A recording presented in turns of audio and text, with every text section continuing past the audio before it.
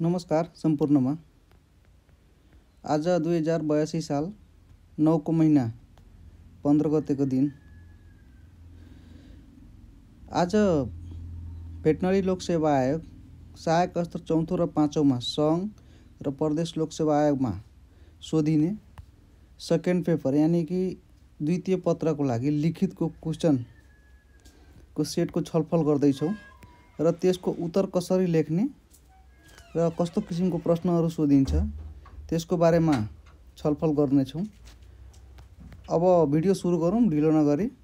हजुरहरूले अहिलेसम्म मेरो फेसबुक पेज या युट्युब च्यानल सब्सक्राइब गर्नुभएको छैन भने च्यानललाई सब्सक्राइब गरेर जोडिनु होला यस्तै यस्तै नयाँ नयाँ भिडियोको लागि। ल अब भिडियो सुरु गरौँ। अब समूह भन्नाले खण्ड कमा सोधिने प्रश्न यस प्रकार छ। 1 नम्बरमा पहिलो नम्बरमा सोध्ने भनेको रक्त अल्पता केलाई भनिन्छ? बङ्गुरका पाठापाठीमा रक्त अल्पता हुन नदिन के गर्न सकिन्छ? यो 5 मार्कको क्वेसन लोकसेवा आयोगमा सोध्न सकिन्छ र विगतमा सोधिएको पनि प्रश्न हो यो। अब यसको उत्तर भने कसरी लेख्न सकिन्छ भने सुरुमा यसको परिचय छोटकरीमा लेख्नुपर्छ। त्यसपछि यसको टिपिकल त्यो बुन्दाहरू होइन, रक्त अल्पता हुँदा के रक्त अल्पता हुन नदिनलाई के गर्न सकिन्छ होइन, त्यसको 5वटा बुन्दा लेखिदिएपछि र लास्टमा निष्कर्ष लेखेपछि एउटा यो 5 मार्कको तपाईँको मजाले हुन्छ। अब यसको उत्तर कसरी लेख्ने भने रक्तमा हेमोग्लोबिनको मात्रा वा रातो रक्त कोशिकाको सङ्ख्या सामान्यभन्दा कम हुने अवस्थालाई रक्त अल्पता भनिन्छ र यस अवस्थाले शरीरमा अक्सिजनको आपूर्ति घटाई वृद्धि, उत्पादन तथा स्वास्थ्यमा प्रतिकूल असर पर्दछ। अब रगतको कमी भयो भने, रगत सञ्चार भएन भने अक्सिजन पनि आपूर्ति घटी एकदम वृद्धि पनि रोकिन्छ र स्वास्थ्यमा प्रतिकूल असर पर्न भन्नाले यो मृत्यु पनि हुन सक्छ। अब बङ्गुरका पाठापाठीमा रक्त अल्पता हुन नदिन निम्न उपायहरू यस प्रकार छन्। 1 नम्बर बुन्दामा जन्मेको 3 देखि 5 दिनभित्र पाठापाठीलाई आइरन इन्जेक्सन दिनुपर्छ। दोस्रो नम्बरमा पाठापाठी तथा आमा बङ्गुरलाई आइरन युक्त तथा सन्तुलित आहार उपलब्ध गराउनुपर्छ। पाठापाठीलाई स्वच्छ र सुक्खा र घाम लाग्ने वातावरण राख्नुपर्छ। माटो वा आइरन युक्त पदार्थ चाट्न पाउने व्यवस्था मिलाउनुपर्छ। समय समयमा स्वास्थ्य परीक्षण तथा आवश्यक परे थप पोषण व्यवस्थापन गर्नुपर्छ। यो मिडिल भयो होइन। त्यस्तै अब निष्कर्षमा समयमै आइरन आपूर्ति, सन्तुलित पोषण र उचित व्यवस्थापन अपनाएमा बङ्गुरका पाठापाठीमा रक्त अल्पताको रोकथाम गर्न सकिन्छ। यति लेखिदिएपछि तपाईँहरूले अब 5 नम्बर मजाले पाउनुहुन्छ। यो क्वेसनहरू हजुरहरूले हेरेर यी नसोच्नु कि निःशुल्क भिडियो आएको छ हेरेर यसलाई स्किप गरिदिउँ। आफ्नो कपीमा सारेर मजाले तपाईँहरूले याद गर्नुहोला र भिडियोको यो PDF चाहियो भने मेरो व्हाट्सएपमा मेसेज गर्नुहोला। व्हाट्सएप नम्बर मैले स्क्रिनमा छोडिदिन्छु। त्यस्तै अब दोस्रो नम्बरमा गाई भैँसीमा थुनेलो कुन कारणबाट हुन सक्छ र थुनेलो रोगको उपचार तथा रोकथामका लागि अवलम्बन गर्नुपर्ने उपायहरूको बारेमा चर्चा गर्नुहोस्। यो एकदम VVI क्वेसन हो। यसलाई लगभग प्राय 1 देखि 7 नम्बर प्रदेश र सङ्घीय लोकसेवा आयोगबाट कुनै न कुनैमा यो दोहोऱ्याएकै हुन्छ, सोधिएकै हुन्छ। यसलाई अलिकति घुमाउरो भाषामा पनि सोध्न सकिन्छ होइन, तर एकचोटि यसको कन्सेप्ट बुझिसकेपछि मजाले लेख्न सकिन्छ।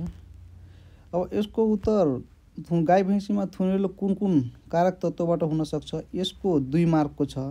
अब 2 मार्कको छोटो करीमा लेखिदिनु भयो भने 2 मार्क आइहाल्छ। त्यस्तै रोकथामका लागि अवलम्बन, रोकथाम कसरी गर्न सकिन्छ त्यसको बुन्दा 3-4वटा लेखिदिनु भयो भने मजाले पुग्छ है।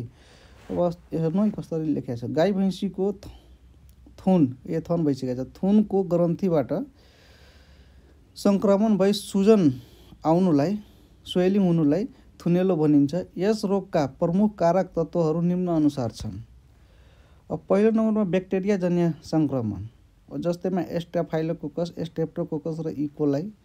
त्यस्तै दोस्रो नम्बरमा अस्वच्छ गोठ, दूषित दुहाई अभ्यास तथा थुनमा चोटपटक लाग्नु या त ढुसीको कारणले हुनु। त्यस्तै थुनेलो रोगको उपचार तथा रोकथामका उपायहरू निम्नानुसार छन्।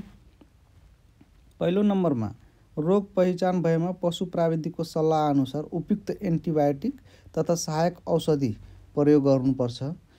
धुवाई अघि वा पछि थुन सफा राख्ने र थुन डिपिङ गर्ने तथा धुवाई सामग्री स्वच्छ राख्नुपर्छ। तेस्रो नम्बरमा गोठ सरसफाइ, सन्तुलित आहार व्यवस्था र नियमित स्वास्थ्य परीक्षण तथा रोगी पशुलाई अलगै राख्ने व्यवस्था गर्नुपर्छ। यो रोग लागिसकेपछि खासमा यो त एक पशुबाट अर्कोमा सर्ने रोग त होइन, तर सकेसम्म छुट्टै राखेर यसको उपचार गर्दा राम्रो हुन्छ र समय समयमा गोठ सरसफाइ, सन्तुलित आहारको व्यवस्था गर्नुपर्छ, नियमित स्वास्थ्य परीक्षण गराउनुपर्छ। यो थुनेलो भइसकेपछि एकदम यो जटिल रोग हो। कुनै यस्तो हुन्छ कि त्यो थुनेलो ठिकै पार्न सकिँदैन। आर्थिक दृष्टिकोणले पनि यो रोगलाई धेरै महत्त्वपूर्ण मानिएको छ। अब त्यस्तै निष्कर्षमा उचित दुहाइ, व्यवस्थापन, सरसफाइ र समयमा उपचार अपनाएमा गाई भैँसीमा थुनेलो रोगको नियन्त्रण तथा रोकथाम गर्न मजाले सकिन्छ है। अब तेस्रो नम्बरतिर जाऊ है। जुनोटिक रोग भनेको के हो? नेपाल सरकारले कुन जुनोटिक रोगलाई प्राथमिकतामा राखेको छ लेख्नुहोस्। यस्तो पनि 5 नम्बरको क्वेसन सोध्न सकिन्छ र सोधिएको पनि हो विगतमा। अब यसको उत्तरमा परिचयमा पशुबाट मानिसमा वा मानिसबाट पशुमा सर्न सक्ने सरुवा रोगलाई जुनोटिक रोग भनिन्छ। यस्ता रोगहरू सङ्क्रमित पशु, दूषित खाद्य पदार्थ, पानी, हावा, किरा वा प्रत्यक्ष सम्पर्कबाट सार्न सक्छ। जुनोटिक रोगले जनस्वास्थ्य र पशु स्वास्थ्य तथा आर्थिक क्षेत्रमा नकारात्मक प्रभाव पार्दछ। नेपाल सरकारले वन हेल्थ अवधारणा अन्तर्गत निम्न जुनोटिक रोगहरूलाई प्राथमिकतामा राखेको छ। पहिलो नम्बरमा रेबिज। यो कुकुर तथा जङ्गली जनावरको टोकाइबाट मानिसमा सार्ने प्राणघातक रोग हो। अब त्यस्तै दोस्रो नम्बरमा एभियन इन्फ्लुएन्जा। यो पन्छीबाट मानिसमा सार्न सक्ने विभिन्न फ्लू रोग। त्यस्तै तेस्रो नम्बरमा ब्रुसेलोसिस। दूषित दुध र जनावरको सम्पर्कबाट सार्न सक्ने रोग। लेप्टोस्पाइरोसिस। दूषित पानी र माटोबाट सार्ने ब्याक्टेरियल रोग। जुनोटिक क्षयरोग र बोभाइन टिभी। यो पनि एकदम खतरनाक हुन्छ। जुनोटिक ट्युबरकुलोसिस भनिन्छ र पशुबाट मानिसमा यो सजिलै यो दुधबाट मजाले दुध उमालेर खाइने भने त्यसबाट पनि सर्न सक्छ है। त्यसपछि सिस्ट सर्कोसिस अनि परजीवीका कारण सार्ने रोग हो। टोक्सोप्लाज्मोसिस। यो काँचो मासु र पशुसँगको सम्पर्कबाट सार्ने रोग हो। अब यो यसरी टिपिकल पोइन्टमा लेख्नुभयो भने सफा पनि देखिन्छ, सुन्दर पनि देखिन्छ र नम्बर पनि ठिक मात्रामा दिन्छ। त्यस्तै अब निष्कर्षमा जुनोटिक रोगहरू जनस्वास्थ्यका दृष्टिकोणले संवेदनशील भएकाले नेपाल सरकारले निगरानी, नियन्त्रण तथा रोकथामका लागि बहुक्षेत्रीय समन्वयसहित प्राथमिकता निर्धारण गरी कार्यक्रम सञ्चालन गर्दै आइरहेको छ। अब जहिले पनि यो भनिरहनु पर्दैन, जहिले पनि यो पशुको यो भेटनरी सम्बन्धी क्वेसनहरू सोध्यो भने सुरुमा परिचय लेख्नु, त्यसपछि मिडिल लेखिदिनु, त्यसपछि निष्कर्ष त अनिवार्य लेख्नुपर्छ यो फुल मार्क ल्याउनलाई। अब जाउँ है चौथो नम्बरतिर। प्रयोगशालामा निर्मलीकरणको महत्त्वबारे चर्चा गर्दै प्रयोगशालामा के कस्ता तरिकाबाट कस्ता किसिमका सामग्रीहरू निर्मलीकरण गर्न सकिन्छ उल्लेख गर्नुहोस्। यो पनि 5 नम्बरको क्वेसन सोध्न सकिन्छ। प्रयोगशालामा निर्मलीकरण गर्नुका महत्त्वहरू। प्रयोगशालामा प्रयोग हुने उपकरण, सामग्री तथा माध्यमबाट रोगजन्य सूक्ष्म जीव नष्ट गर्ने प्रक्रियालाई निर्मलीकरण भनिन्छ। यसले परीक्षणको शुद्धता कायम राख्न र प्रयोगशाला कर्मीको स्वास्थ्य सुरक्षा गर्न तथा सङ्क्रमणको फैलावट रोक्न महत्त्वपूर्ण भूमिका खेल्दछ। निर्मलीकरण नभएमा परीक्षण परिणाम त्रुटिपूर्ण हुने र जैविक जोखिम बढ्ने सम्भावना रहन्छ। एउटा मानव पशुमै कुनै किसानले गोबर परीक्षण गर्न ल्यायो भने हामीले सलाइड, माइक्रोस्कोपको लेन्सहरू राम्रोसँग सफा गरेर राखेनौँ भने, गोबर राम्रोसँग घोलेनौँ भने त्यसको रिपोर्ट नेगेटिभ पनि आउन सक्छ, गलत पनि आउन सक्छ। त्यही भएर यो निर्मलीकरण एकदम आवश्यक छ रोग पहिचानको लागि। प्रयोगशालामा निर्मलीकरणका तरिका र प्रयोग हुने सामग्रीहरू निम्न अनुसार छन्। एक नम्बरमा तापद्वारा। सुखा ताप हट एयर ओभेन, यसमा काँचका सामग्रीहरू निर्मलीकरण गरिन्छ। त्यस्तै अटोक्लेव, यो कल्चर गर्ने मिडिया कल्चर गर्ने कपडा रबर सामग्रीहरू प्रयोगशालामा फोहोरहरू निर्भर गर्न सकिन्छ। त्यस्तै दोस्रो नम्बरमा रासायनिक विधिबाट फिनेल, फर्मालिन, अल्कोहल, क्लोरिन, यो टेबल, भुइँ र उपकरणको सतहहरू र हातहरू सफा गर्न प्रयोग गरिन्छ। त्यस्तै विकिरणद्वारा निर्मलीकरण, यसमा यो वायुमण्डल, जैविक सुरक्षा क्याबिनेट वा कार्यकक्षलाई सफा गर्न सकिन्छ। अब छनौट विधि, कुन छनौट गर्ने त होइन। झिली फिल्टर, ताप सहन नसक्ने तरल पदार्थ, सिरम र भिटामिन घोल। निष्कर्ष, प्रयोगशालामा उपयुक्त निर्मलीकरण विधि अपनाउनु सुरक्षित कार्य वातावरण, विश्वसनीय र परीक्षण परिणाम तथा जैविक सुरक्षा, जैविक जोखिम न्यूनीकरणका लागि अनिवार्य हुन्छ। अब 5 नम्बरमा नेपालको संविधान अनुसार सङ्घ, प्रदेश र स्थानीय तहबीच पशुपन्छी तथा मत्स्य विकास सम्बन्धी अधिकारको बाँडफाँड स्पष्ट पार्नुहोस्। यो पनि 5 मार्कको क्वेसन सोध्छ। अब जहिले पनि नेपालको संविधान ऐन कानुनको बारेमा क्वेसन सोधिएको छ भने त्यसमा तपाईँले व्यवहारिक भाषा मिलाएर लेख्दा नम्बर दिँदैन। जे छ कानुनमा दफामा त्यही टेकेर लेख्नुपर्छ। त्यो कुरा विचार पुर्याउनु होला।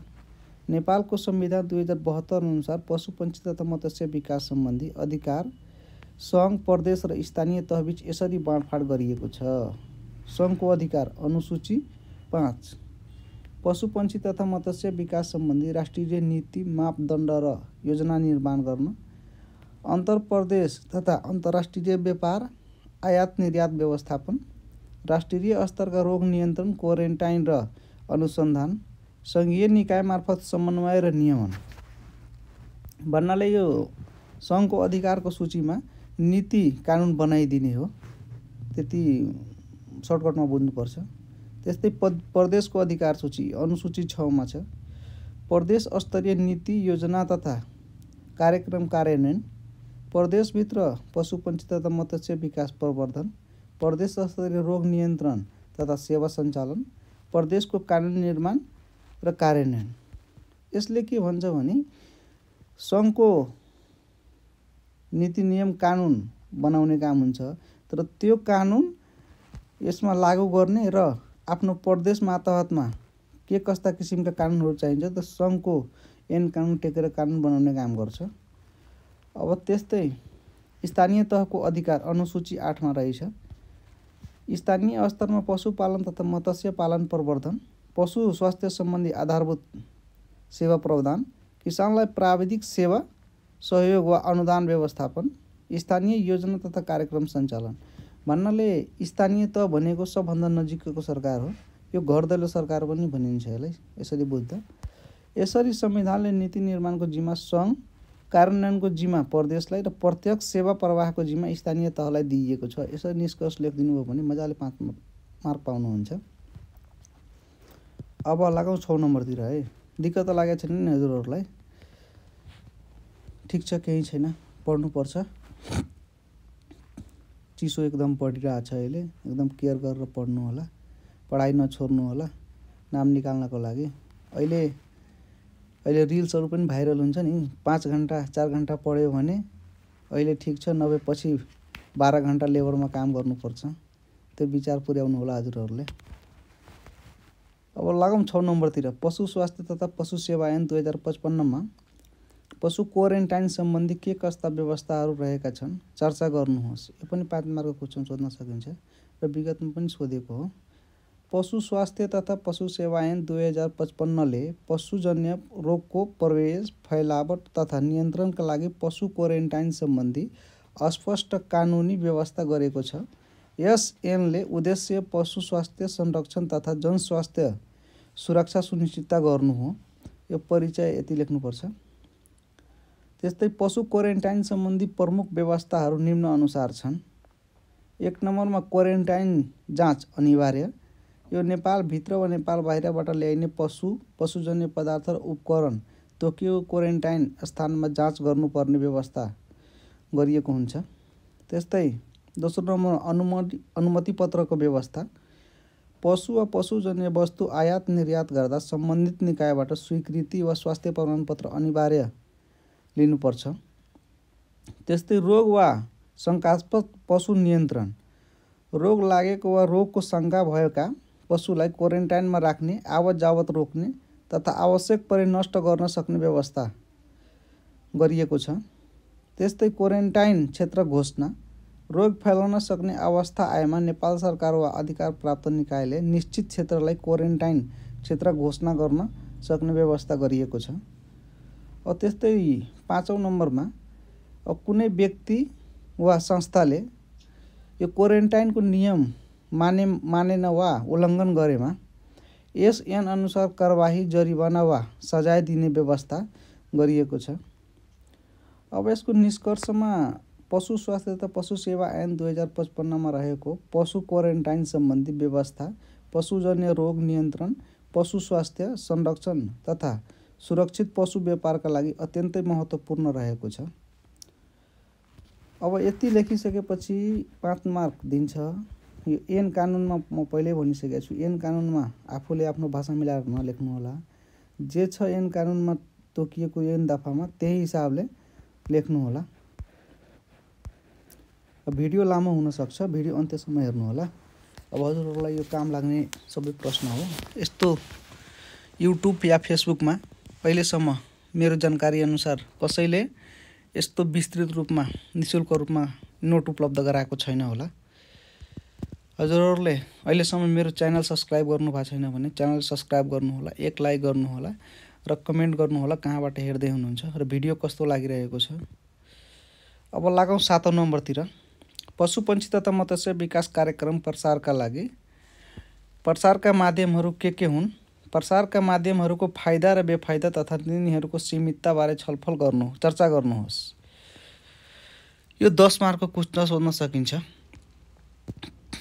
पशुपक्षी तथा मत्स्य विकास कार्यक्रम प्रसार भन्नाले सरकारी नीति अनुसार विकसित प्रविधि, सिप तथा सूचना किसान समक्ष पुर्याउने प्रक्रिया हो। यसका लागि विभिन्न प्रसार माध्यमहरूको प्रयोग गरिन्छ। अब यसको प्रमुख प्रसारका माध्यमहरू निम्न अनुसार छन्। अब क नम्बरमा व्यक्तिगत माध्यम, इन्डिभिजुअल मेथड। यो घरमै पुगेर त्यसपछि किसानको प्रत्यक्ष परामर्श र समस्या समाधान सेवा। त्यस्तै ख नम्बरमा समूहगत माध्यम, तालिम, गोष्ठी वा कार्यशालामा वा प्रदर्शन गरेर या किसानको समूह वा सहकारीको बैठक बोलाएर। त्यस्तै ग नम्बरमा सामूहिक वा जन माध्यम, रेडियो, टेलिभिजन कार्यक्रम, पत्र पत्रिका, पोस्टर, पम्पलेट, सामाजिक सञ्जाल, मोबाइल सन्देश। यो एकहोरो सञ्चार माध्यम पनि हुन्छ। त्यस्तै प्रसारका माध्यमहरूको फाइदा, बेफाइदा र सीमितता यो पनि निम्न अनुसार छन्। व्यक्तिगत माध्यमको फाइदाहरू किसानको वास्तविक समस्या अनुसार सेवा दिन सकिने, विश्वास र अपनत्व बढ्ने र खर्चिलो पनि हुन्छ। यो बेफाइदा समय र खर्च धेरै लाग्ने, सीमित किसान मात्र समेटिन सक्ने। यसको सीमितता पर्याप्त प्राविधिक जनशक्ति नहुँदा प्रभावकारितामा घट्ने। समूहगत माध्यमको फाइदा एकैपटक धेरै किसानलाई जानकारी दिन सकिने, अनुभव आदान प्रदान हुने। र यसको बेफाइदा भनेको सबै किसानको आवश्यकता समान नहुन सक्ने र सहभागिता असमान हुन सक्ने। यसको सीमिततामा समूह गठन र व्यवस्थापनमा कठिनाइ हुन्छ। त्यस्तै ग नम्बरमा सामूहिक वा जनमाध्यम। यसको फाइदाहरू कम खर्चमा धेरै किसानसम्म सूचना पुग्ने र दुर्गम क्षेत्रमा समेत पहुँच हुने। यसको बेफाइदा प्रत्यक्ष अन्तर्क्रिया नहुने, सन्देश सबैले समान रूपमा नबुझ्न सक्ने। यसको सीमितता अशिक्षित वा प्रविधि पहुँच नभएका किसान लाभान्वित नहुन सक्ने। यसको निष्कर्षमा पशुपन्छी तथा मत्स्य विकास कार्यक्रमको प्रभावकारी प्रसारका लागि व्यक्तिगत, समूहगत र सामूहिक माध्यमहरूको संयोजन आवश्यक हुन्छ। किसानको अवस्था, स्रोत तथा भूगोल अनुसार उपयुक्त प्रसार माध्यम चयन गरी कार्यक्रम सञ्चालन गरेमा अपेक्षित उपलब्धि हासिल गर्न सकिन्छ। अब त्यस्तै 8 नम्बर सुरु गर्नुभन्दा पहिला मजाले हजुरहरूले आफ्नै कापीमा लेख्नुहोला, प्र्याक्टिस गर्नुहोला। एउटा समूह, एउटा सेटको बढीमा हजुरहरूले 3 दिन टार्गेट गर्नुहोला। मोटामोटी एक सेटमा 16वटा क्वेसन हुन्छ। यो 3 दिनमा टार्गेट गर्नुभयो भने लोकसभा मजाले पास गर्न सकिन्छ। फर्स्ट पेपर सबैको तयारी नै हुन्छ। सेकेन्ड पेपर लेखन सिपको आइडिया जान्नुभयो भने मजाले नाम निकाल्न सकिन्छ। बागमती प्रदेशको पशुपन्छी तथा मत्स्य उत्पादन र उत्पादकत्वको वर्तमान अवस्था तथ्याङ्क सहित प्रस्तुत गर्दै यस प्रदेशमा पशुपन्छी तथा मत्स्य क्षेत्रमा के कस्ता समस्याहरू देखिएका छन् उल्लेख गर्नुहोस्। यो पनि 5 र +5 मार्कको 10 मार्कको हो। यो बागमती प्रदेश विशेष क्वेसन भयो। यो क्वेसन मैले 2082 सालमा सोधिएको क्वेसनबाट लिएको छु। यो बागमती प्रदेशको पशुपन्छी तथा मत्स्य उत्पादन र उत्पादकत्व वर्तमान अवस्था तथ्याङ्क सहित समस्याहरू निम्न अनुसार छन्। क नम्बरमा पशुपन्छी उत्पादन र उत्पादकत्व। बागमती प्रदेश नेपालमा पशुपन्छी तथा पोल्ट्री उत्पादनको मुख्य केन्द्रमा पर्दछ र प्रदेशका मुख्य जिल्लाहरू विशेष गरी चितवनमा पोल्ट्री उत्पादन उच्च छ र पोल्ट्रीको धेरै पालन भएकोले यसलाई अन्डाको बास्केट पनि भनिन्छ। मासु तथा अन्डा उत्पादनमा उल्लेखनीय योगदान पुर्याइरहेको छ र अन्तरिम तथ्याङ्क अनुसार बागमती प्रदेशले देशभरि पोल्ट्री उत्पादनको ठुलो भाग सम्हाल्दछ। त्यस्तै ख नम्बरमा मत्स्य उत्पादन र उत्पादकत्व। बागमती प्रदेशमा मत्स्य पालनको लागि लगभग 3547 वटा ताल पोन्ड्स छन्, जसको कुल पानी सतह क्षेत्र करिब 1263 हेक्टर छ। यसमा कुल मत्स्य उत्पादन 5210 मेट्रिक टन छ र औसत उत्पादन 4.13 टन प्रति हेक्टर छ। सबै जिल्लामध्ये चितवन जिल्लाको उत्पादन सबैभन्दा बढी छ। यसले सङ्केत गर्दछ कि मत्स्य उत्पादनमा राम्रा सम्भावना भए तापनि हाल उत्पादन प्रदेशको आवश्यक माग समेत पूर्ति गर्न पूर्ण रूपमा सक्षम छैन। त्यस्तै ग नम्बरमा उत्पादन प्रवृत्ति र योगदान। चितवनमा पोल्ट्री उत्पादन र मत्स्य उत्पादन दुवै उच्च स्तरमा रहे र प्रदेश उभिएको छ र यसले प्रदेश देशको पशुपालन र मत्स्य आहार सुरक्षा र रोजगारीमा सहयोग पुर्याइरहेको छ। यस प्रदेशमा पशुपन्छी तथा मत्स्य क्षेत्रमा देखिएका प्रमुख समस्याहरू यस प्रकार छन्।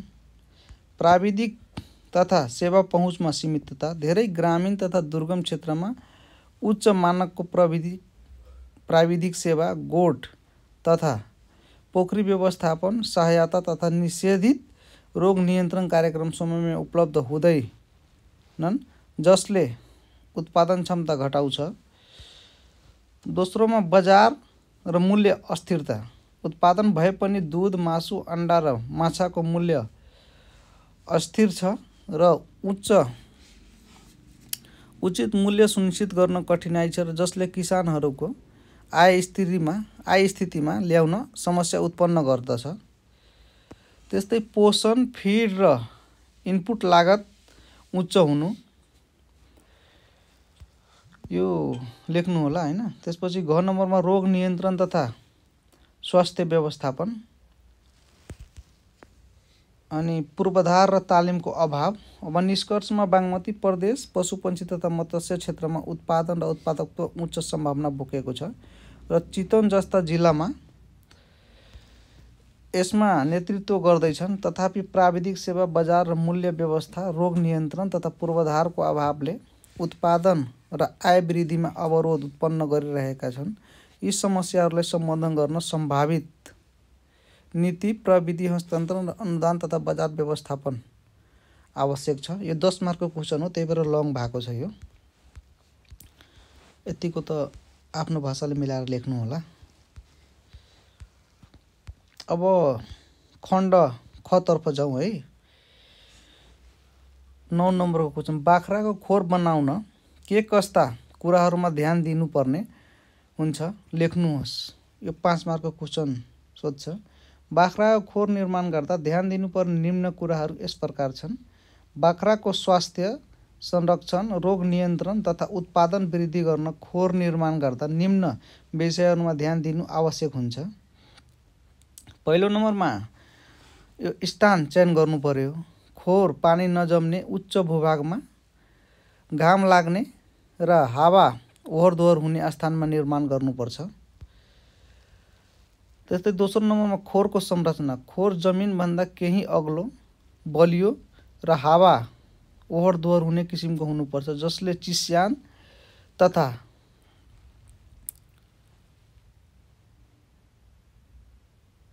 तथा ओसिलो नियन्त्रण गर्ने हुनुपर्छ।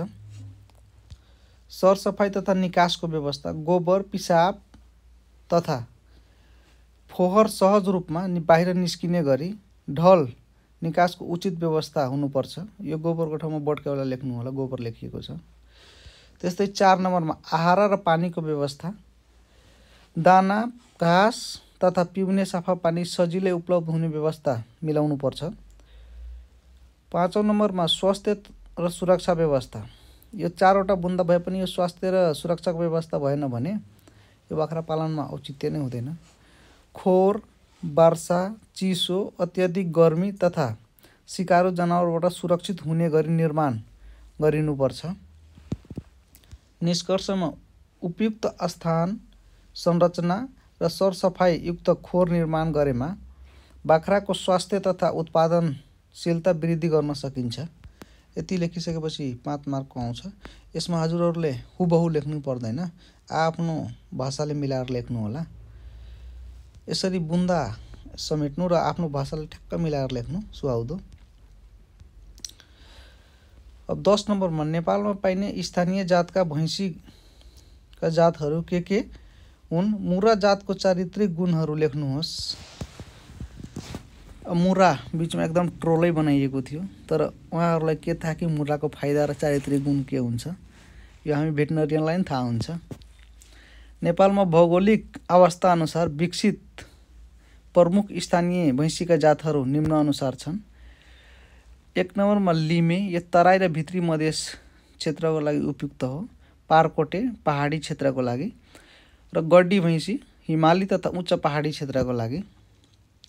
यति लेखिदिएपछि हुन्छ। अनि मुर्रा भैँसीका चारित्रिक गुणहरू। शरीर कालो रङको, कद मध्यमदेखि ठुलो तथा सुडौली बनावटको हुन्छ। सिङ सानो, छोटा र घुम्रिएका भई टाउकोसँग नजिक टाँसिएको हुन्छ। औसत दुध उत्पादन दैनिक करिब 8 देखि 12 लिटरसम्म हुन्छ। दुधमा फ्याटको मात्रा 7 देखि 8% रहने भएकोले घिउ तथा दुधजन्य पदार्थ उत्पादनका लागि उपयुक्त मानिन्छ। प्रजनन क्षमता राम्रो तथा व्यावसायिक पालनका लागि उपयुक्त उन्नत जात हो। अब यसको निष्कर्षमा मुर्रा भैँसी उच्च दुध उत्पादन, बढी फ्याट प्रतिशतका कारण नेपालमा उन्नत भैँसी जातको रूपमा व्यापक रूपमा प्रयोग हुँदै आएको छ। अब लागौ 11 नम्बरतिर, ढिलो नगरी। दुधको महत्त्व उल्लेख गर्दै दुधको कम्पोजिसन र चीज बनाउने विधि छोटकरीमा लेख्नुहोस्। अब दुधको महत्त्व। दुध यो नभई नहुने पदार्थ हो। दुध पूर्ण रूपमा खाद्य पदार्थको रूपमा परिचित छ। यसमा मानव शरीरलाई आवश्यक पर्ने प्रोटिन, बोसो, कार्बोहाइड्रेट, भिटामिन तथा खनिज पदार्थ पर्याप्त मात्रामा पाइन्छ। दुधले बालबालिकाको शारीरिक वृद्धि, हड्डी तथा दाँत मजबुत बनाउन, रोग प्रतिरोधक क्षमता वृद्धि गर्न तथा पोषण सुरक्षामा महत्त्वपूर्ण योगदान पुर्याउन, साथै दुग्ध उपयोग मार्फत उद्योग मार्फत रोजगारी र राष्ट्रिय अर्थतन्त्रमा समेत सहयोग पुर्याइरहेको छ। अब दूधको संरचना यस प्रकार छन्। दूधमा पानीको मात्रा करिब 87% हुन्छ। बोसो 3.5 देखि 4.5% हुन्छ। प्रोटिन 3 देखि 3.5%। यो करिब ल्याक्टोज कार्बोहाइड्रेट करिब 4.5 देखि 5%। खनिज तथा भिटामिन करिब 0.4%। अब चीज बनाउने विधि यस प्रकार छन् छोटकरीमा। ताजा र स्वच्छ दूध छनौट गरी तताएर पास्चुराइजेसन गरिन्छ। त्यसपछि दूधलाई चिस्याउने र उपयुक्त तापक्रममा ल्याएर lactic acid bacteria starter culture मिसाउने। त्यसपछि रेनेट वा जमाउने पदार्थ थपेर दूध जमाइन्छ र जमेको दही काटी अलग गरिन्छ र चिजलाई प्रेस गरी आवश्यक मात्रामा नुन थपिन्छ र निश्चित तापक्रम र आर्द्रतामा राखी परिपक्व बनाइन्छ। यसरी भइसकेको चिज भन्छ। यसरी नै लेख्नु हो भने सफा सुगर पनि देखिन्छ र स्पष्ट पनि हुन्छ। निष्कर्षमा दूधको पोषण प्रमुख स्रोत हो। यसको उचित प्रशोधनबाट चीज जस्ता उच्च मूल्यका दूधजन्य पदार्थ उत्पादन गर्न सकिन्छ। अब 12 नम्बरमा बायोफ्लक भनेको के हो र माछाको प्रजनन पोखरीको बनावटको बारेमा लेख्नुहोस्। यो बायोफ्लक अहिले हालसालै नेपालमा एकदम व्यापक रूपमा माछा पालनमा यो पद्धति अपनाउँदै गइरहेको छ। बायोफ्लक भनेको माछा पालनमा प्रयोग हुने आधुनिक प्रविधि हो जसमा पोखरी वा ट्याङ्की भित्र रहेको फोहोर पदार्थ अमोनिया, नाइट्रोजन आदिलाई सूक्ष्म जीवद्वारा उपयोगी प्रोटिन युक्त आहारमा रूपान्तरण गरिन्छ र यस प्रविधिले पानीको गुणस्तर सुधार गर्ने, दाना खर्च घटाउने र उत्पादन बढाउने उद्देश्य राख्दछ। माछाको प्रजनन पोखरी निर्माण गर्दा निम्न कुराहरूमा ध्यान दिनुपर्छ। पहिलो नम्बरमा पोखरी आयताकार वा वर्गाकार बनावटको पानी नजम्ने स्थानमा निर्माण गर्नुपर्छ। पोखरीको गहिराई साधारणतया 1 देखि 1.5 मिटरको हुनुपर्छ। पानी भर्ने र निकास गर्ने वा छुट्याउने इनलेट र आउटलेटको व्यवस्था गर्नुपर्छ। पोखरीको तल्लो भाग समथर माटो वा चुन मिसाएर मजबुत बनाउनुपर्छ। पोखरीको वरिपरि बाँध डिल बलियो बनाउनुपर्छ। बाहिरी फोहोर वा शिकारु जनावरहरू प्रवेश नहुने व्यवस्था मिलाउनुपर्छ। बायोफ्लक प्रविधि उत्पादनमुखी माछा पालन प्रणाली हो भने उपयुक्त बनावटको प्रजनन पोखरीले माछाको सफल प्रजनन सुनिश्चित गर्दछ। अब लागौ 13 नम्बरतिर। अब हामी अन्त्यतिर छौँ। सामान्यतया माछा उत्पादनका पद्धतिहरू के हुन्? प्राकृतिक जलाशयमा माछा पालन विधिका बारेमा लेख्नुहोस्। माछा उत्पादनका पद्धतिहरूलाई उत्पादन तीव्रताको आधारमा निम्न रूपमा वर्गीकरण गरिएको छ। विस्तृत पद्धति, extensive system, semi intensive system र इन्टेन्सिभ सिस्टम। यो प्राकृतिक जलाशय, नदी, ताल, पोखरी, जलाशय आदिमा माछा पालन गर्दा निम्न विधिहरू अवलम्बन गरिन्छ। बिउ माछा छाड्ने, उपयुक्त जातका स्वस्थ बिउ माछा जलाशयमा छाड्ने गरिन्छ। त्यसपछि जलाशयको जैविक सन्तुलन कायम राखी प्लाङ्टन वृद्धि गरिन्छ, त्यसको खाने आहारा। त्यसपछि अनियन्त्रित शिकारीहरू नियन्त्रण गरिन्छ। अवैध वा असमयमा माछा मार्ने कार्य नियन्त्रणमा लिइन्छ। प्रदूषण नियन्त्रण र पानीको गुणस्तर संरक्षण गरिन्छ। त्यसपछि उपयुक्त समय र विधिबाट माछाको उत्पादन भइसकेपछि सङ्कलन गरिन्छ। यसको निष्कर्ष माछा उत्पादन पद्धति, स्रोत, प्रविधि र व्यवस्थापनमा निर्भर हुन्छ। प्राकृतिक जलाशयमा वैज्ञानिक व्यवस्थापन अपनाएमा दिगो माछा उत्पादन गर्न सकिन्छ। अब लागौँ 14 नम्बरतिर। पानीमा घुलित अक्सिजनको कमी के कस्ता कारणहरूले हुन सक्दछ? घुलित अक्सिजनको कमी हुँदा माछा पालनमा कस्ता समस्याहरू देखिने गरेको छ? चर्चा गर्नुहोस्। यो घुलित अक्सिजनको के कस्ता कारणले हुन्छ त्यो 2 मार्कको हो। अब घुलित अक्सिजन कमी हुँदा माछामा के कस्तो समस्या देखिन्छ त्यो 3 मार्कको छ। त्यही हिसाबले मिलाएर लेख्नुपर्छ। यसको समस्याहरू निम्नानुसार छन्। पानीमा घुलित अक्सिजनको कमी भयो भने धेरै भनौँ न माछामा धेरै समस्याहरू हुन सक्छ। तर यसको मुख्य मैले 2टा बुन्दा मात्र समेटेको छु। यसमा जैविक फोहोर अत्याधिक मात्रामा भयो भने पोखरीमा बढी दाना, गोबर मल वा अन्य जैविक पदार्थ जमा हुँदा सूक्ष्म जीवहरूको क्रियाकलाप बढी र अक्सिजनको अत्याधिक खपत हुन्छ। त्यस्तै पानीको तापक्रम बढ्दा अक्सिजन घुल्ने क्षमता घट्छ र पानी नचल्दा पुनः अक्सिजन आपूर्ति कम हुन्छ। पानीमा घुलित अक्सिजन कम भयो भने माछामा प्रमुख समस्याहरू यस प्रकार देखिन्छ। अक्सिजनको अभावले माछाको आहार सेवन घट्ने र तौल वृद्धि अवरुद्ध हुन्छ। निरन्तर अक्सिजन पाएन भने रोग प्रतिरोधक क्षमता कमजोर हुँदै जान्छ। त्यसपछि माछा मर्ने जोखिम एकदम बढ्दै जान्छ। गम्भीर अक्सिजनको कमी हुँदा माछा सतहमा आएर श्वास फेर्ने र सामूहिक मृत्यु हुन सक्ने अवस्था सिर्जना हुन सक्छ। यसको निष्कर्षमा माछा पालनमा घुलित अक्सिजन व्यवस्थापन अति आवश्यक भएकोले दाना व्यवस्थापन र पानीको गुणस्तर निगरानी तथा आवश्यक परे इरिगेसनको व्यवस्था गर्नुपर्छ। अब 15 नम्बरमा यो हाम्रो सेकेन्ड लास्ट हो।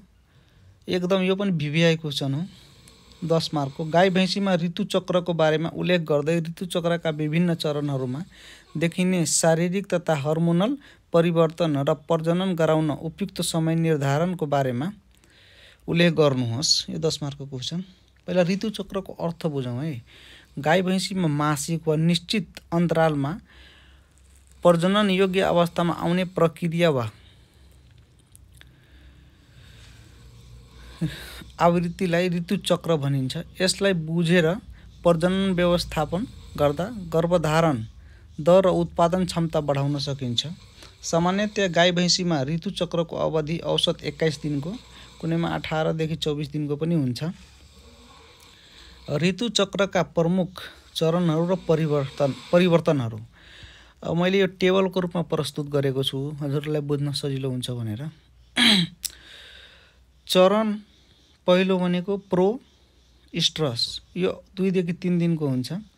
शारीरिक सङ्केत भुइँतिर पुच्छर हलाउने र हल्का स्राव। हर्मोनल परिवर्तन यो एस्ट्रोजनको स्तर बढ्या हुन्छ। यसमा प्रजनन गर्न उपयुक्त समय होइन यो। त्यसपछि स्ट्रस साइकल यो 8 देखि 18 घण्टाको हुन्छ। सक्रिय व्यवहार, पुच्छर उठाउने र अन्य गाईसँग मिल्ने व्यवहार हुन्छ। यसमा एस्ट्रोजन उच्च हुन्छ र एलएच एकदम शिखरमा पुगेको हुन्छ।